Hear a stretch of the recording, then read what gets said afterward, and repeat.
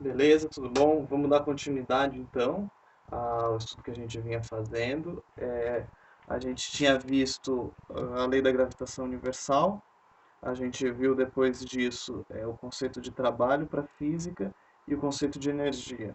Então a nossa aula de hoje é mais focada nesses dois últimos conceitos, né? Trabalho e energia. Então tá, vamos seguir aqui. Outro tópico que a gente trabalhou foi o trabalho realizado por uma força, né? Então, imagina você que você tem aqui uma partícula, tá? Eu desenhei aqui uma partícula, desenhei uma força agindo sobre ela, e aqui eu desenhei uma linha em vermelho, não sei se dá para ver muito bem, vou tentar deixar ela mais forte aqui. Desenhei uma linha em vermelho que representa o sentido no qual essa partícula está se movendo, então ela está indo para lá. A gente definiu o trabalho como produto do deslocamento pela componente da força que tem a mesma direção que o deslocamento. Então eu vou escrever aqui, né? Fx, né? Se essa direção aqui em vermelho for a minha direção x, eu posso fazer isso, né? Posso escolher essa direção como direção x. Então eu vou colocar Fx vezes o meu deslocamento, que é o meu ΔS, né? Assim que a gente vinha chamando de deslocamento. Agora, a minha componente Fx, se eu tenho somente a força e o ângulo θ, eu sei que aqui eu tenho um triângulo retângulo, essa daqui é a minha componente vertical, essa daqui é a minha componente horizontal. Essa daqui é a minha componente Fx em azul aqui. Então a gente sabe quanto que ela vale o módulo da força, é igual ao módulo da força F vezes ΔS vezes o cosseno do ângulo θ. Então, se essa força tem a mesma direção do deslocamento, ou seja, se ela estivesse toda na direção do meu movimento, então o cosseno de zero é igual a 1, então isso é igual a força vezes deslocamento, que foi a primeira definição que a gente fez, por causa de uma força com a mesma direção do deslocamento. Se ela tiver sentido oposto, ou seja, se o deslocamento é numa direção e a força é na outra, então eu vou ter o cosseno de 180, que é menos 1. Então vai dar menos a força vezes o deslocamento. E se essa força for na vertical, o deslocamento num sentido e a força no outro, nós temos 90 graus e o cosseno de 90 é zero. Então essa força não realiza trabalho.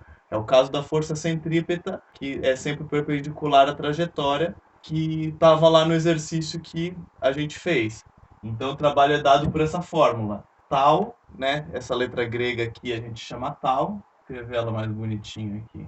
Então essa letra grega a gente chama tal, e o trabalho que a gente representa por tal é dado pela componente que tem a mesma direção do movimento vezes o deslocamento. A gente viu também o conceito de energia, né? Então a gente definiu a energia como a capacidade de realizar trabalho. Essa ideia da capacidade de realizar trabalho, ela é muito importante, porque a gente vê que uma energia ela não precisa estar necessariamente realizando. A mera capacidade, a mera possibilidade dela realizar trabalho já implica em energia. E essa energia que pode realizar trabalho, que não realiza de fato trabalho, a gente chama de energia potencial. Então, a energia potencial ela é um tipo de energia que pode ser armazenada. Então, o exemplo que a gente tem é a energia potencial gravitacional e a energia potencial elástica. São os principais exemplos que a gente vai usar aqui na mecânica. Então, a energia potencial gravitacional, como que ela funciona? Se eu pego aqui minha caneta, imagina que a minha caneta está no chão. No chão, ela tem o mínimo de energia potencial. Quando eu levanto minha caneta, conforme minha caneta adquire altura, ela adquire uma energia potencial, potencial gravitacional, que depende dessa altura com relação ao solo. Quando eu solto ela, eu não preciso injetar energia. Só soltar a caneta é suficiente para ela sozinha transformar a energia potencial dela em energia cinética, energia de movimento. Energia cinética é o nome que a gente dá para energia de movimento. Então, simplesmente de eu soltar a caneta, ela já transforma essa energia que ela tinha armazenada em energia cinética e libera essa energia na forma de trabalho.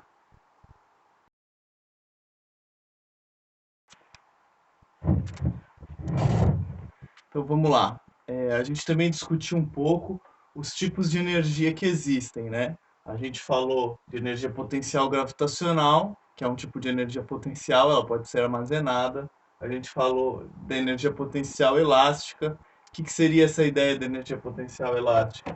Imagina que eu tenho uma mola, uma mola ela pode ser comprimida, aí eu boto um objeto ali em cima da minha mola e comprimo essa mola. Então essa mola vai ficar comprimida. Enquanto ela está comprimida, ela armazena energia potencial. Por quê? Porque no momento que eu solto essa mola, ela joga meu objeto de volta para cima. Ela transforma essa energia que era potencial elástica em parte potencial gravitacional e parte cinética. Se por outro lado eu tivesse essa mola de lado, eu empurrava o meu móvel contra essa mola. Quando essa mola tivesse seu movimento permitido, ela ia buscar seu comprimento original, atirando a minha caneta ou meu objeto para frente, de forma que ela ia transformar essa energia potencial elástica em energia cinética, em energia de movimento. E por fim, a energia cinética, né, se trata dessa energia de movimento que tanto falamos. Essas três energias são as energias mais importantes para o nosso curso, porque são o tipo de energia que a gente chama de energia mecânica. Então, se eu digo que a energia mecânica sempre vai ser a energia potencial gravitacional mais a energia potencial elástica mais a energia cinética. Pode acontecer em alguns problemas é que a minha energia potencial elástica seja zero, ou minha energia potencial gravitacional seja zero. Então, eu só preciso considerar as energias que não são iguais a zero. Além desses tipos de energia, nós citamos outros tipos de energia, né? Por exemplo, a energia térmica. A energia térmica ela pode se converter em energia cinética, por exemplo. As locomotivas, né, a vapor, as locomotivas a vapor, elas eram movidas a carvão. Então, uma caldeira de carvão queimando esquentava essa água, transformava ela em vapor, e essa energia térmica era transformada em energia cinética para mover o trem. Outro tipo de energia é a energia química. Eu posso citar dois exemplos de energia química. Por exemplo, as pilhas convertem energia química em energia elétrica quando ela é colocada dentro de um circuito fechado. A gente coloca uma pilha normal dentro de um circuito fechado, digamos que nesse circuito tem uma lâmpada, tenha um motor, tenha algum objeto que vai consumir essa energia elétrica, então a pilha transforma a energia química interna dela em energia elétrica, que faz o circuito funcionar. Essa energia elétrica, se encontrar uma lâmpada, vai transformar a energia elétrica em energia luminosa. Se for um motor, vai transformar energia elétrica em energia cinética. Outro exemplo de energia química que eu posso citar é a energia que vem dos alimentos que nós consumimos. Então, os alimentos que nós consumimos têm uma série de vitaminas, aminoácidos, proteínas e carboidratos, e esses carboidratos são a principal fonte de energia do nosso corpo. Então, se eu posso realizar trabalho, ou seja, se eu posso pegar um saco de areia, um saco de cimento, carregar ele durante uma certa distância, eu preciso gastar energia. Essa energia vem da quebra desses carboidratos que possuem longas cadeias com várias ligações, e essas cadeias são altamente energéticas. Essa energia dessa quebra é aproveitada pelo nosso corpo. Tem a energia elétrica, que eu citei aqui para vocês, né? A energia elétrica ela pode ser conseguida de muitas formas, eu dei aqui o exemplo da pilha, mas a verdade é que as nossas usinas termoelétricas, nossas usinas hidroelétricas, nossas usinas nucleares, todas essas usinas produzem energia elétrica a partir de outro tipo de energia. Então, convertem outro tipo de energia em energia elétrica. Só para citar o exemplo da usina hidrelétrica, por exemplo, uma usina hidrelétrica pega uma queda da água de maneira natural, seja uma cachoeira, uma barragem, alguma coisa, ela transforma a energia potencial da água em energia cinética da água, naturalmente. E a usina faz o quê? Ela pega essa energia cinética e transforma em energia elétrica. E por fim temos a energia nuclear, que corresponde à força que mantém os núcleos atômicos coesos. Quando esses núcleos atômicos são quebrados, eles podem liberar uma forma de energia que também pode ser convertida em outras. Então a gente viu também que existia o princípio de conservação da energia. O que que significa isso? Que a energia nunca se cria e nunca se destrói, que ela sempre se conserva, ou seja, a quantidade de energia no universo se mantém constante. Aí você pode dizer, ah, mas a gente viu lá exemplos de forças dissipativas, né? Forças que dissipam a energia. Ou seja, essa energia não se conserva num problema que tem forças dissipativas. Mas o que que acontece nesse tipo de problema? O exemplo que a gente dava era o movimento com atrito. Quando existe um movimento com atrito, a energia potencial do meu objeto está sendo transformada em energia cinética, mas uma parte dessa energia está saindo por atrito. O que está acontecendo? O atrito está esquentando a superfície, mesmo que muito pouquinho, ele esquenta essa superfície. E como essa energia sai do meu objeto e não vai voltar para ele, porque a tendência é que essa superfície esfrie, então essa energia ela é perdida, mais a energia gravitacional, mais a energia cinética, mais a energia térmica perdida por atrito, deve ser igual, mais a energia potencial que o meu objeto tinha no início do movimento deve ser igual à soma das energias cinéticas e da energia perdida por atrito, da energia térmica perdida por atrito. Então, em geral, nos problemas que a gente vai resolver usando energia, a gente sempre vai usar esse princípio de conservação, a gente vai desconsiderar forças dissipativas. E a gente vai considerar sempre que a energia inicial é igual à energia final. A questão é que, no começo, essa energia pode ser puramente potencial gravitacional, pode ser puramente elástica. No final, ela vai ser talvez puramente cinética, ou de outra forma, mas o que a gente vai usar sempre é o princípio da conservação da energia, a ideia de que essa energia se conserva. Bom, vamos lá. Então, vou resolver aqui dois exemplos para a gente entender mais ou menos como que usa essa ideia, como que pensa em transformar uma energia na outra e como a gente interpreta num problema quais energias um objeto tem, dependendo do problema que a gente tiver que resolver, né? Então, o exercício que eu vou resolver, ele fala o seguinte: um objeto de 1 quilo cai a partir do repouso de uma altura de 20 metros. Considere G igual a 10 metros por segundo e calcule a energia potencial no início da queda, B, a energia potencial no final da queda, C, a energia cinética logo antes do objeto atingir o solo, e D, a velocidade do objeto logo antes dele atingir o solo. Então aqui eu desenho uma altura, pode ser um prédio, e um objeto aqui sendo jogado a partir dessa altura. Esse objeto aqui você pode imaginar qualquer coisa, uma bolinha de bilhar, um brinquedo, qualquer coisa sendo jogado de um prédio de uma altura de 20 metros. Não realizem isso em casa, mas né, só para você ter uma ideia, né? Então eu anotei aqui alguns dados do meu problema, né? Eu anotei aqui a massa do meu objeto, é 1 quilo, a altura da qual ele vai ser jogado, que aqui eu desenhei em azul, representa a altura pela letra H, então H igual a 20 metros, e a aceleração da gravidade a gente considera 10 metros por segundo ao quadrado. Então vamos lá.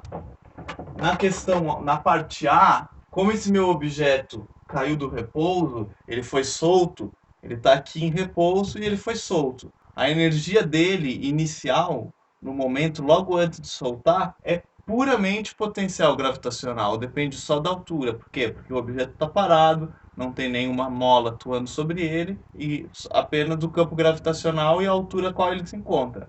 Então a gente diz que toda a energia dele é potencial gravitacional. Então a energia potencial ela é dada por que fórmula? mgh. A gente viu isso lá na última atividade. Então vou escrever aqui mgh. M é 1 kg, m é igual a 1 kg, g é igual a 10 metros por segundo ao quadrado e h é igual a 20 metros. Então isso aqui me dá 20 vezes 10, 200, vezes 1, isso aqui é igual a 200 joules. 200 joules, né? Porque a gente viu que joule é a unidade de energia no sistema internacional.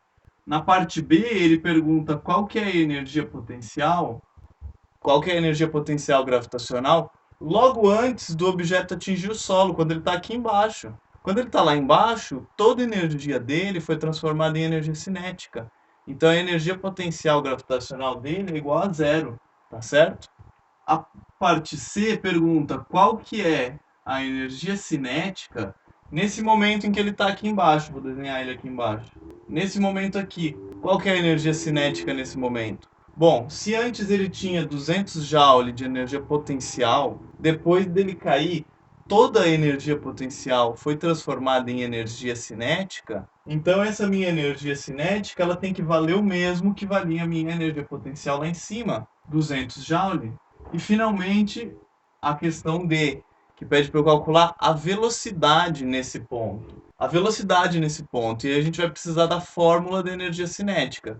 Por quê? Aqui na C, a gente já usou a conservação de energia. Por quê? Porque a gente disse a energia antes é igual a energia depois. Agora eu vou usar essa conservação de energia para encontrar a velocidade. Como? Usando a fórmula da energia cinética, que a gente já viu.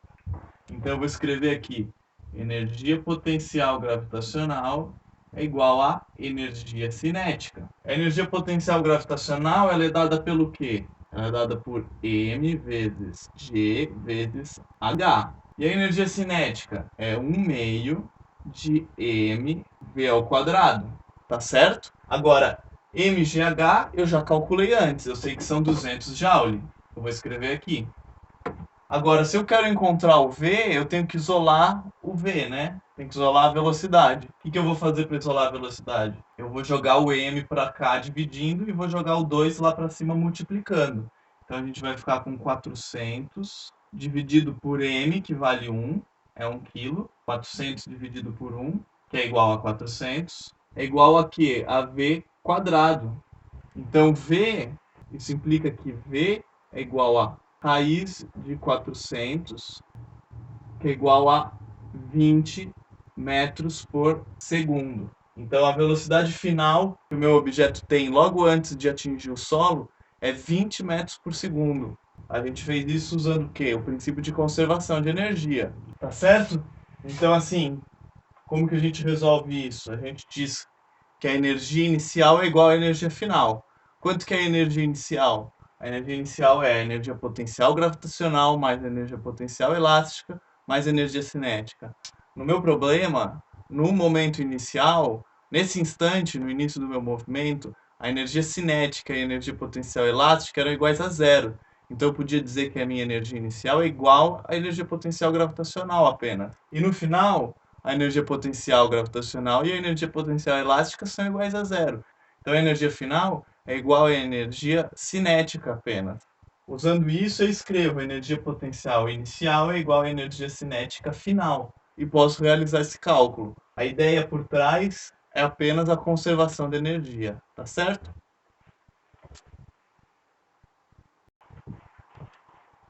Então, agora a gente vai usar essa ideia de conservação de energia para resolver um outro tipo de problema, que é o cálculo da velocidade de escape da Terra. Para a gente entender esse problema, vamos pensar o seguinte: por exemplo, os cientistas ali na década de 70, eles lançaram uma sonda para fora do sistema solar. Mas não só para mandar sondas para fora do sistema solar, como também para mandar uma nave para a Lua.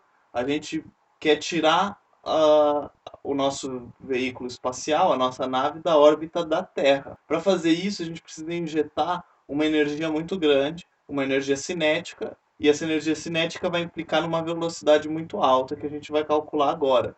Qual que é a velocidade mínima para a gente tirar um objeto da Terra? Então aqui eu mantive o mesmo desenho de antes. Aqui está meu satélite que parece um bombom. Agora ele não mais é um satélite, porque ele não mais vai ficar preso na órbita da Terra. Ele vai ser ejetado para fora do campo gravitacional da Terra. Se ele vai ser ejetado para fora do campo gravitacional da Terra, me convém fazer uma manobra aqui. Por quê? Porque quando ele estiver fora do campo gravitacional da Terra, ele não vai mais sentir a energia da Terra. Então a energia potencial dele vai ser igual a zero. Só que eu falei que a energia potencial quanto maior a distância, maior ela é. Então se ela for igual a zero no infinito, eu botei aqui um R igual a 8 de lado, esse 8 deitadinho significa infinito.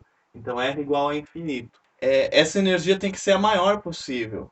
Então as energias inferiores, aqui mais próximo da Terra, terão um valor negativo. Esse artifício a gente usa para a gente conseguir calcular essa velocidade de escape. Vamos lá, vamos ver aqui como que funciona isso. Então vamos lá. Eu sei que a energia potencial gravitacional ela é igual a m vezes g vezes h, em que h corresponde à altura. Aqui no meu caso, o meu h eu estou chamando de r, então eu vou dizer mgr. Só que essa minha fórmula aqui do mgh, ela vale em que situação? Ela vale na situação em que todo mundo aqui é constante. A altura é um número, a gravidade é um número e a massa é um número constante. Só que nesse meu problema aqui, em que o meu satélite, ou que a minha sonda, se afasta indefinidamente da Terra, a gravidade não é mais constante aqui. O campo gravitacional diminui bastante. Então esse modelo aqui, essa minha fórmula, ela já não vale mais. Ela precisa de uma adaptação. Então que adaptação que eu vou fazer? Eu vou substituir o g pelo g como função de r. Olha só o que vai acontecer. Eu vou ficar com mzinho, que é a massa da minha sonda, vezes o g, que é a constante gravitacional, vezes a massa do planeta Terra, dividido por r quadrado. Vezes o quê? Vezes o r, que é a minha altura, ou a distância da sonda até o planeta. Quando eu faço isso, esse r cancela com um desses r's aqui, some meu quadrado, então eu vou ficar com energia potencial igual a m, a massa da sonda, vezes a constante gravitacional, vezes a massa da Terra, dividido dividido por r, pela distância até a sonda. Então eu vou reescrever aqui. E como eu falei, lá em cima, no infinito, eu quero saber qual que é a energia mínima para essa sonda escapar do campo gravitacional. Então, se eu fornecer uma energia maior que essa energia mínima, ele vai chegar lá com uma velocidade maior que zero. Agora, se eu quero saber a energia mínima, isso significa que no final, lá no infinito, ele vai chegar com velocidade igual a zero. Então, o que eu posso escrever? Eu posso escrever que a energia inicial é igual à energia final. A minha energia inicial, o que ela é? Ela é energia cinética inicial mais energia potencial inicial. Isso tem que ser igual ao quê? A energia cinética final mais a energia potencial final. Mas como eu falei, no final, essa minha energia cinética, eu quero que ela seja igual a zero. Por quê? Porque é a energia mínima para eu tirar essa sonda do campo gravitacional da Terra. E do mesmo jeito, essa minha energia potencial gravitacional final, ela também, e do mesmo jeito, essa minha energia potencial gravitacional final, ela também vai ser igual a zero. Por quê? Porque eu defini. Por quê? Porque foi essa forma como eu defini. Eu inverti o sentido da minha energia potencial para fazer esse cálculo. E as minhas energias iniciais, como que elas vão ficar? Do lado de cá a gente sabe que tudo é zero, né? E do lado de cá também tem que ser zero. Então vai ser 1 meio de mv quadrado menos sobre r. Isso aqui tem que ser igual a zero, tá certo? Então vamos lá, se essa subtração, essa diferença é igual a zero, significa que esse termo é igual a esse. Então eu posso jogar esse termo para o outro lado, ele vai ficar positivo. Vamos fazer isso aqui, isso aqui vira o sinal de igual, né? Então esses dois termos têm que ser iguais. Eu quero encontrar a velocidade de escape. O que acontece? A massa da minha sonda cancela dos dois lados. Eu vou ficar com 1 meio de v quadrado igual a massa da Terra, constante gravitacional, dividido pela distância até o objeto. Agora, não vamos confundir. Essa daqui é a energia potencial inicial. Então o R aqui é o R nesse ponto. Então esse R pequeno, que é a distância ele corresponde à distância do objeto até o centro da Terra. Então ele é o raio da Terra. Então o que eu vou fazer aqui? Eu vou isolar o V de novo. Vamos apagar aqui em cima. Então, só para a gente dar continuidade aqui em cima, eu vou isolar o V, eu vou usar esse espaço aqui. Então, eu sei que V quadrado vai ser igual, o 2 vem para cá multiplicando, 2m grande G dividido pelo raio da Terra. Então, V, a velocidade de escape, vai ser igual a raiz de 2mg sobre R, o raio da Terra. Então, assim que a gente acha uma expressão para calcular a velocidade mínima que esse satélite tem que ter para sair da órbita da Terra, para escapar completamente do campo gravitacional da Terra. Aqui todo mundo é constante. A constante gravitacional é uma constante universal da natureza. A massa da Terra também é uma constante, é um número que não muda. E o raio da Terra também é uma constante, é um número que não muda. Se a gente substituir esses valores, a gente vai encontrar o quê? Que a velocidade de escape, botar o índice E aqui, de velocidade de escape, ela é igual a 11.200 metros por segundo. Ou a gente pode usar uma outra unidade que não é muito convencional, mas que em lançamento de foguetes ela é mais convencional, que mistura unidade de quilômetro com unidade de segundo.